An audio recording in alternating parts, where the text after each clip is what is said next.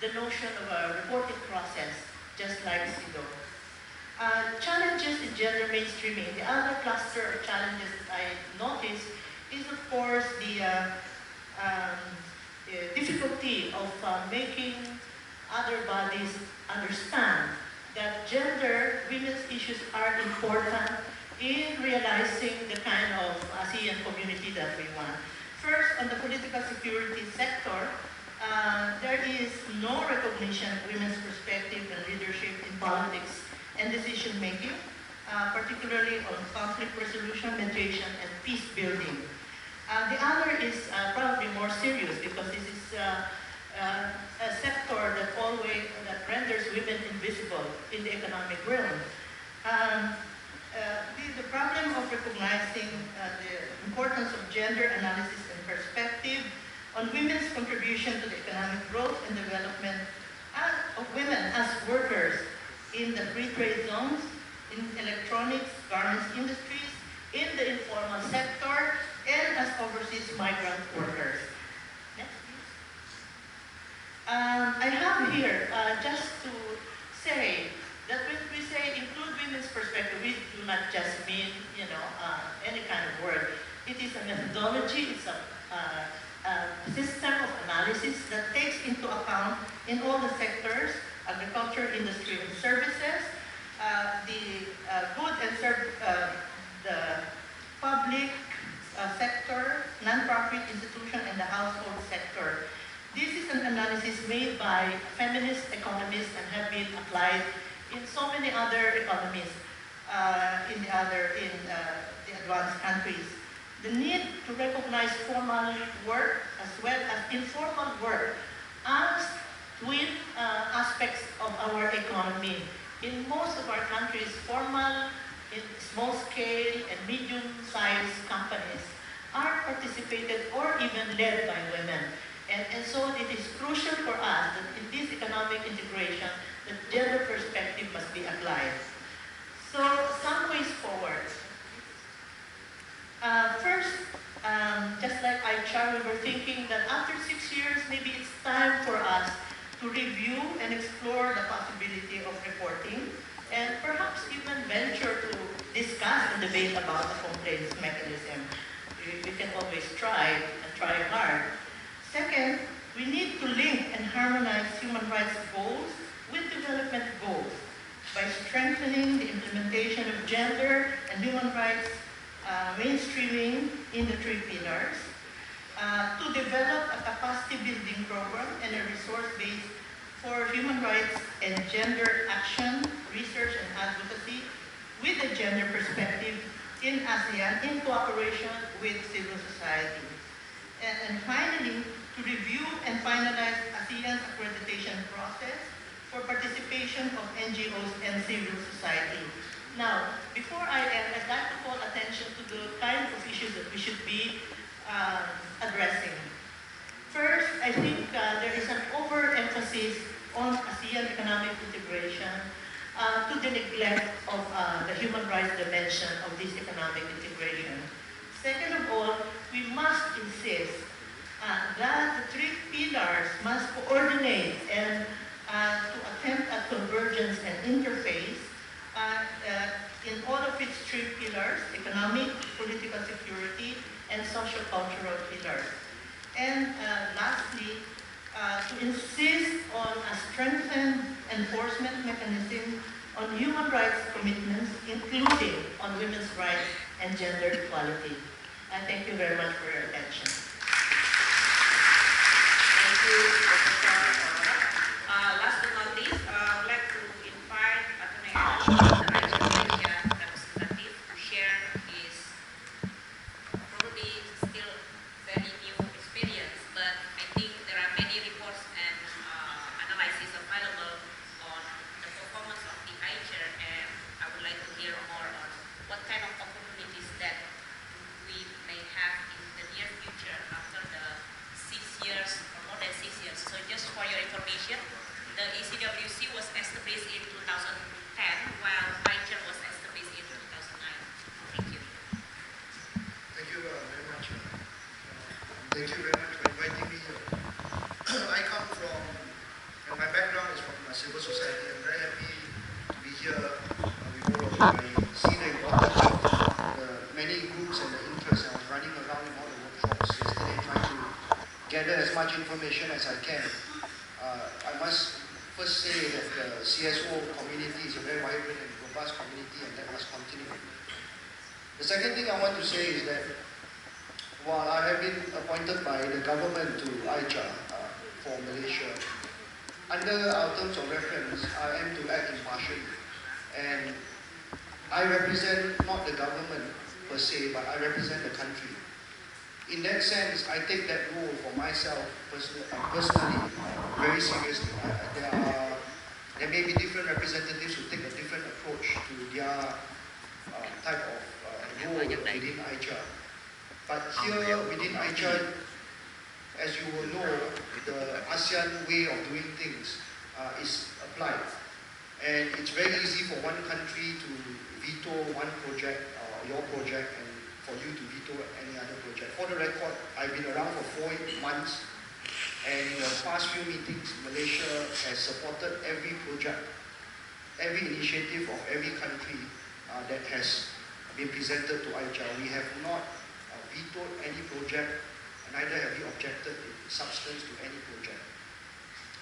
So while I understand there's a lot of impatience because as I said, I worked with Suara Rakyat Malaysia in Malaysia doing civil and political rights. I have been on the Bar Council, Human Rights Committee, and I'm still at the Bar Council.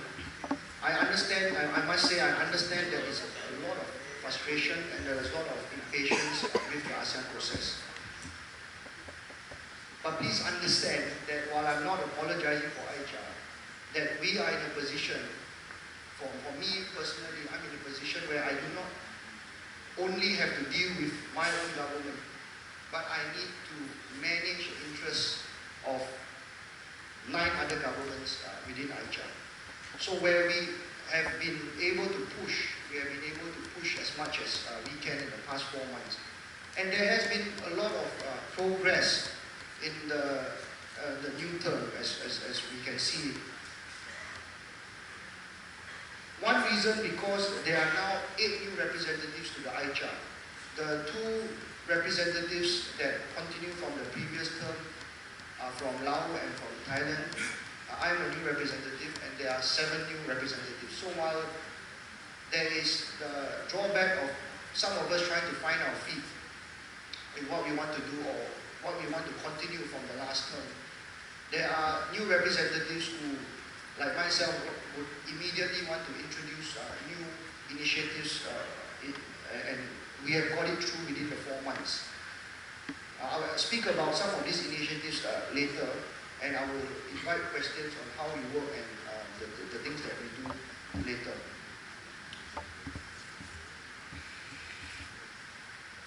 The problem I see now with ICHA is that, and this is not a problem with new organizations.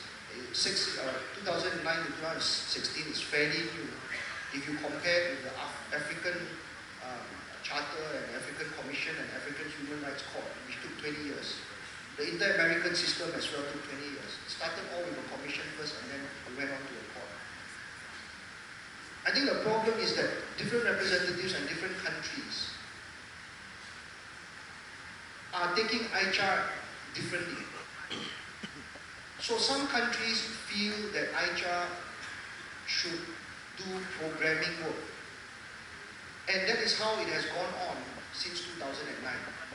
There's a workshop, there's a dialogue, there's a thematic study, programming work, with very little outcome. By the way, there have been 11 thematic studies commissioned since 2009, and only 1 has been completed, and that's the Business and Human Rights thematic study led by Singapore. So some representatives see themselves as a programming, sees ICHA as a programming body. Some see, and that is myself, we see it as a standard setting body, because it is supposed to be an overarching human rights institution for ASEAN. While I see it as an overarching human rights institution for ASEAN, it must then be a body that standard sets. it must be a charter body in the sense that it, for example, interprets the ASEAN Human Rights Declaration, talks about its scope and its applicability, and it must be a body that can issue statements on matters of concern. We have not done that standard setting as yet, and we are trying, some of us are trying within IHR to move the body towards that kind of standard setting mechanism. We are hamstrung by the fact that we have terms of reference that do not explicitly allow us to look at cases or complaints. And this has been repeatedly affirmed by IHR, and recently in Laos, we made the recommendation that we should have our terms of reference reviewed. Within IHR, only now, within IHR and the AMM, the ASEAN Foreign Ministers meeting, I understand that only now one country is against the review of the terms of reference. For the record, again, Malaysia has been for the review of the terms of reference, and we have stated that very clearly. We have been for the publishing of our annual report, and the first time our annual report has been published is in 2016, 2 days ago. If you look at the website, since 2009 to 2016, the first time IHR's annual report has been published is the 2016 annual report. Be that as it may, if you note our terms of reference, and this has not been utilized because I do not know for what reason it has not been utilized. There is a mandate there that provides that IHR may first develop common approaches and positions on human rights matters of interest to ASEAN. To me, I take that as standard setting. But since 2009, looking at the records, IHR does not appear to have used that mandate for any of its programs. And that is something that we are now using for our coming programs. The second more important mandate is this mandate that states to obtain information from ASEAN member states on the promotion and protection of human rights. I interpret that as being a situation allowing IHR to accept and receive complaints of human rights violations or cases. And when it comes up to us, we are duty bound to then go back and ask the respective state, please explain what is happening. So it's not a form of a full peer review like you see in the UPR, but it may be couched in the form of obtaining information, monitoring, and then responding to these cases. Again, this has not been used. But I must say, while we were trying to use it, I personally am trying to use it, we need to be very strategic about it within IHR. Because the other drawback is that IHR is a highly political body. We have 10 representatives who do not all come from CSOs. We have academics, government ambassadors, government representatives, and not everybody is on the same line. We have diplomats there as well. Compared to our work with the ACWC, and you can see that ACWC has done so much more, although they have 20 members, because it is a less politicized body. It is a body that, to me, has done excellent work by way of implementing a lot of programs and moving on their own, because they are able to, in a way, do a lot of work under the radar. Here, IHR is being seen as something overarching and setting the direction of human rights in ASEAN, and therefore there's much interest and as well as much concern about how we move forward. I will have a printed speech that will be published on the internet, but I will not repeat some of the things that you all know. I know that from the feedback and the different consultations that I have, there is a I want to say this. The ASEAN process and ICHA is not the only body that can, that will or can protect human rights. So do not see it as the answer to all the problems that we have. The continued process or parallel processes with different bodies, NGOs, sectorial bodies should continue. But do not just think of it as the only body. The second point I want to make is that for all of the CSOs from the different states, I will urge you to pressure your ICHA representative in the different countries to speak to them, consult them, bang on their doors, get to organize events with you and support your local work, because the local work is the key first, and then if there's a necessity to elevate it to ASEAN, then go ahead. But you need to pressure your local ICHA rep. The third thing I want to say is that while there is a lot of critique about the ASEAN Declaration of Human Rights, and many people do not want to use it, I would suggest that there should be a bit more discussion and advocacy around that document. That document is how it is and how it will stay. But ICHA, if some of us get our way, we'll be able to issue general comments. We'll be able to issue general recommendations as to how the clauses in the declaration should be interpreted, how it should not be interpreted, especially on the part of Principles 8, whether it should be restricted, whether certain rights are restricted, certain rights are non-derogable. If we get our way, we'll be able to start doing that. Of course, without watering down international human rights laws. But we need help. We need the advocacy of different groups to use the declaration a bit more. While I know that there are many concerns about using it in the way and that it is. The final suggestion that I would like to make to CSOs is that we have to start moving towards looking at the parallel complaints mechanism. So at the moment, the decision of ICHA before my term is that we will not accept memorandums of complaints of cases. While we have accepted or we have been emailed many letters, some of us personally know about it and read it, but ICHA's previous decision is that we cannot obtain information on those cases. When you write a letter to the chair of ICHA, make sure you CC all of us, copy all of us in, so that we know and we can say, can we table this before the ICHA meeting. Next year, Philippines will be the chair, the year after Singapore will be the chair. And we are hoping next year in 2017, we can do some sort of discourse or research as to a study into how or what kind of human rights complaints mechanism we can look at within the ICHA structure. But the CSO should help us, for example, as an example, have a parallel website putting up all the complaints from the ASEAN states on cases with a set template. So it's easy for ICHA reps to see, and if the cases keep going up, ICHA and other ASEAN bodies cannot ignore those cases.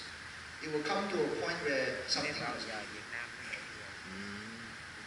The parallel website, perhaps even a shadow ICHA within the CSOs. This is a perfect forum where the different countries can, different CSOs can sit down and look at a shadow ICHA to pressure the local ICHA reps. My final recommendation is that we have some guidelines which ICHA has adopted previous to my term. And I've said this many times, I will say it publicly, I'm at a loss why nước Việt Nam không phải là nghèo, tài nguyên rất là nhiều, nhưng mà vì đảng của họ đa. However, some of those guidelines have been used in a way to exclude accreditation to some CSOs. Some CSOs have applied and have been allowed accreditation. Some Congbos have applied and have been allowed accreditation. We are in the process of reviewing those guidelines because it appears that there are some inconsistent standards as to how those guidelines apply. And I'm personally not very happy as to why some criteria have been applied for some CSOs. Họ đều giữ sắc phục của người Việt Nam rất dài. The other issue is, what do you get once you get Còn bây giờ accredited? phụ nữ Việt So Nam I've asked, what do you Việt get? Nam còn là bắn đầu tay. So even if you're accredited, we have 11 accredited now.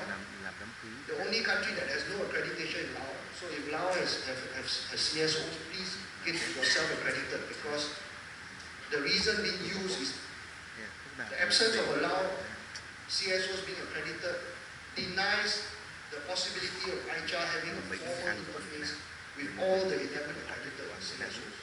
That was the last remark made at the meeting, which I personally do not agree with. We're going to review that. We are going to say also, look, if CSOs have ECOSOC status, there must be automatic accreditation. If the RAP supports, then it should be automatic accreditation. We should make it easier for CSOs to be accredited. In September, there will be a SOMTC ICHA socialization and anti-trafficking initiative led by Đông Timor. And we have now made a decision to invite all 11 accredited CSOs to that socialization program, which is led by Indonesia. So if your CSO is accredited, this is the first step. While not moving towards a formal interface, we have pushed through an informal interface with the 11 accredited CSOs. I'm not sure how many of the CSOs who are not from Indonesia will attend this meeting.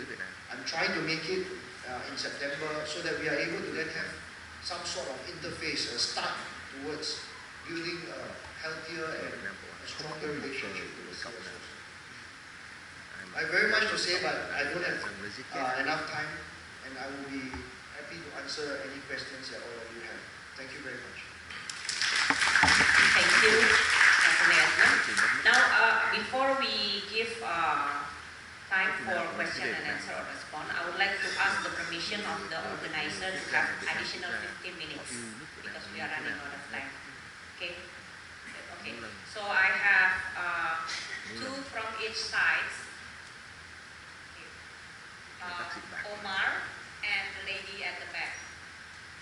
And from here, Shui Meng. I see hand of a lady. I couldn't see. Yeah, you. Yeah, okay. And from here, Yuval and Sophia. Okay, please make your time efficient because we need more discussion. So address where do you want to address your question to, yeah, so that we can be brief.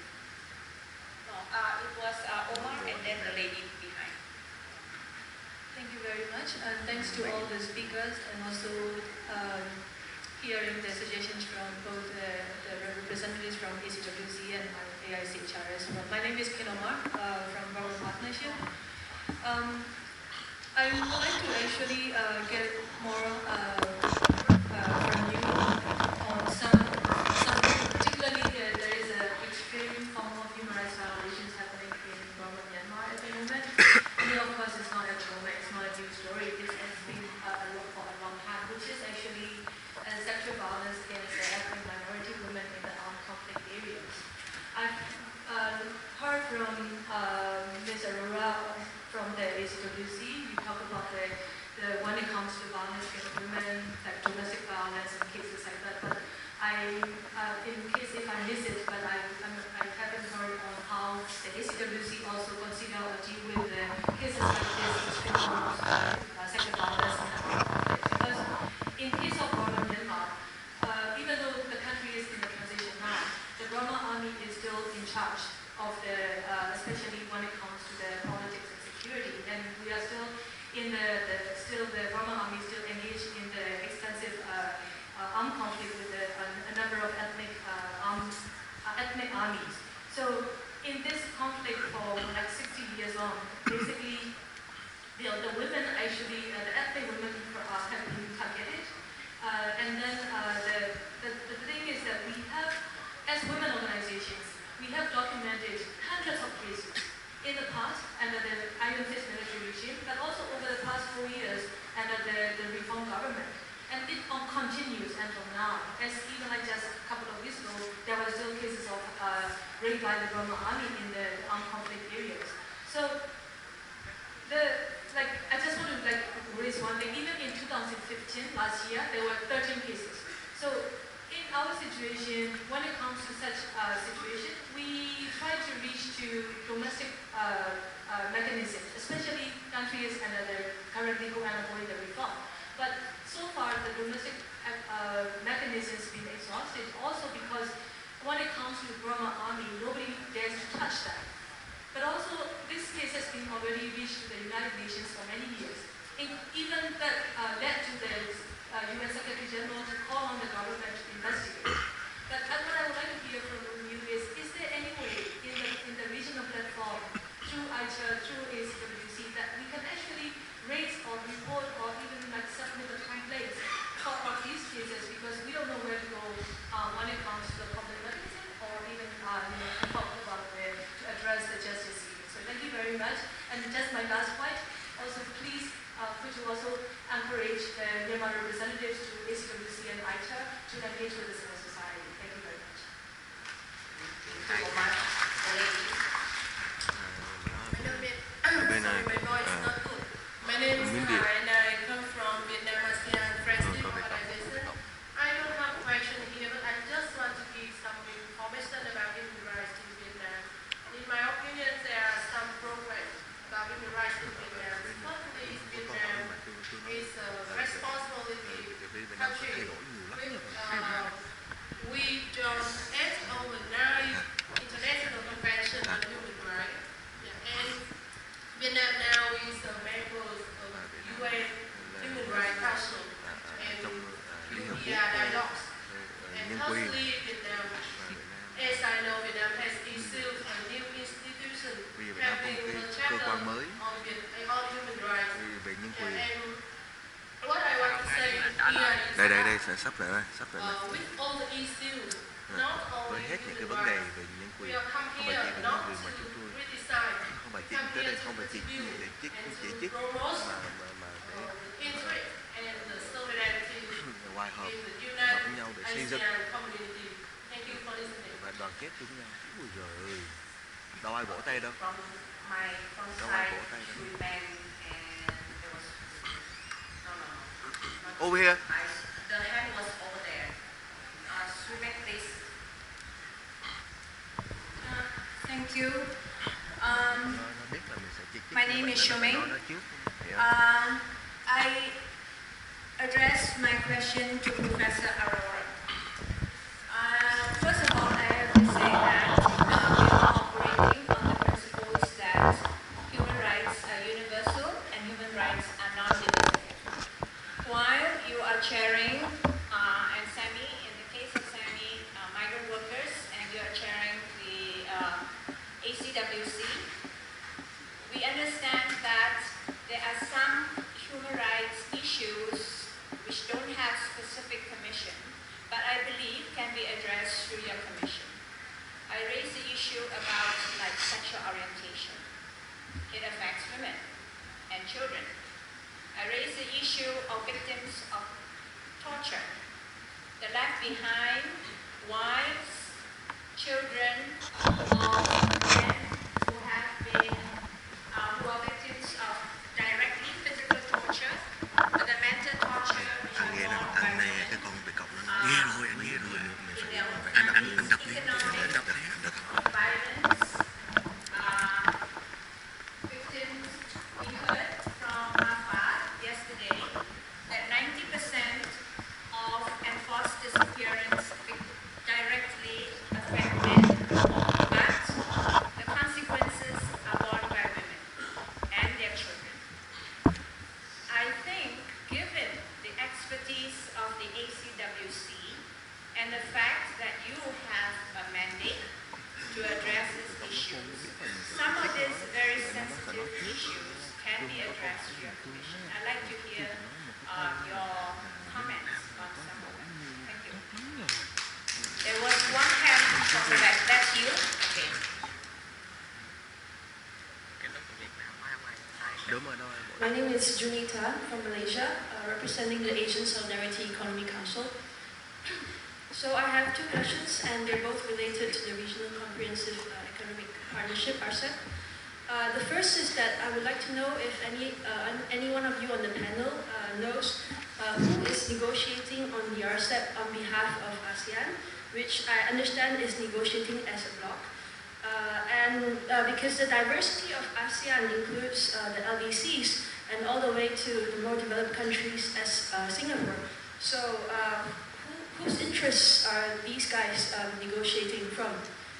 So secondly, I would like to understand if actors within the ASEAN socio-cultural pillar, such as yourselves, are you monitoring this issue on RCEP and pushing to protect people-centered issues such as access to medicine, access to knowledge, environment, human rights and other labor rights and such, under this invasive and unjust multilateral FTA that is RCEP?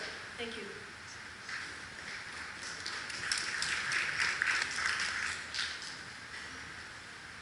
Okay, from this side was Yuval and then Sophia. Okay, Edmund asked to answer before he forgot. Yeah, can I answer the first one, Omar? You see, I said just now that for ICHA, at the moment it's going to be a problem to accept complaints, but people still stand, so continue standing if you don't mind. But I've suggested this and I'm saying it again. You need to create the discomfort with the ICHA reps in the ICHA meeting. And we need to say, I'm ICHA here, the CSOs have a website there, credible website. 30 CSOs accredited, 30 CSOs have put in complaints in that credible website, which has 1,000 over cases. We sitting in the ICHA room cannot ignore that website. So the CSOs must also up the game. Because when I am in there, I can say, this is what we can do, this is what we can see. But there's no discomfort.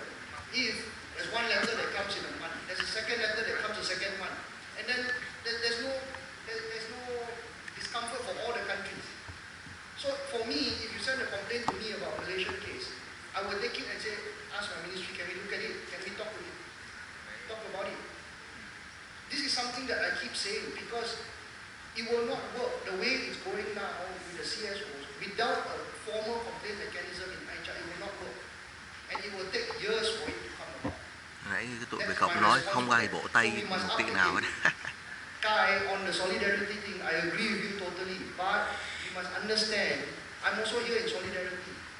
We must understand and people must understand that if there are gaps and there are real cases of complaints or violations, then the country must fill that gap. I give you an example. In ICHA, there was a discussion. A country wanted to do a thematic study on legal aid for migrant workers. Another country said, no, you can only do right to legal aid thematic study. You cannot do anything specifically with migrant workers. I said, I have a problem. I have a problem with that statement. Meaning, I want the thematic study on legal aid for migrant workers as well, because, and I will admit, Malaysia does not have legal aid, government-funded legal aid for migrant workers. We have Bar Council, lawyers-funded legal aid for migrant workers. But I would like somebody else to do the thematic study, do a paper, and say, oh, perhaps in Vietnam, perhaps in Cambodia, perhaps in Laos, perhaps in Malaysia, there's a gap. And the thematic study comes to me, I say, oh, there's a problem. So I can go back to the government to fill the gap. To me, that is solidarity. Solidarity is not to you to be used in a meeting to say, oh, you cannot talk about internal affairs of my country. Solidarity must be based on what we believe as principles within the ASEAN Declaration. So the words used, peace, solidarity, is things which people use, diplomats use, but you must sharpen your mind to say and admit if there are gaps. And it's only a thematic study. It's only academic research. It's only a PhD study. Getting people to do a thematic study to say there's a gap in the country. So do not use words with me and people say, come with solidarity, come in peace, and of course we are all here for that. Let us focus on what we can do and help each other country to fill that gap. And in Malaysia, in ICHA, I've helped so many different countries, help them how to organize, how to write concept notes. If you need my help, I've tried as much as possible to attend all the events that the different countries have come. I went to Vietnam for to Natra when Vietnam organized the communications program for trafficking. And when I learned those things, I took it back to Malaysia. things that Vietnam is suggesting. So we have to be open about it. We should not be trying to cover up things in the name of solidarity and peace and that. You know, we